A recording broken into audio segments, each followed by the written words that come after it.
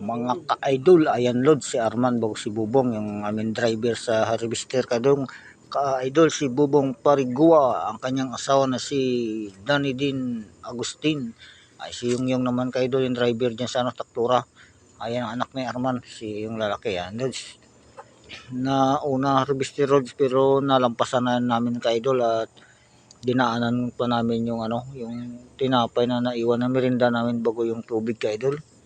Diyan sa may puno ng nyog. Ayan Lord, so medyo galaw-galaw ka-idol ang aking cellphone diyan kasi yung traktura ka-idol magalaw ka-idol. At kasi talukan, hindi pantay ang lupa. Ayan Lord, sa akyat ako diyan Lord, hawak-hawak ko yan, yung tubig, tawag jug.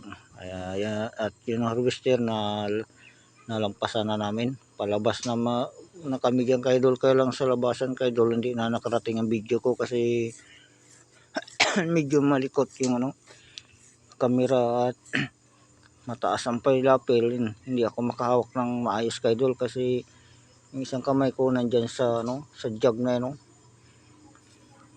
ayan Lods, ay nagcut, ay wala pala. Ayan Lord, at kamusta na lang ka-idol sa lahat-lahat, naglakas ang aking busis ka-idol. Bukas Lord, hindi naman malaman kung anong ang gawin bukas ni ka-idol Ading Rookie. Ayan Lord,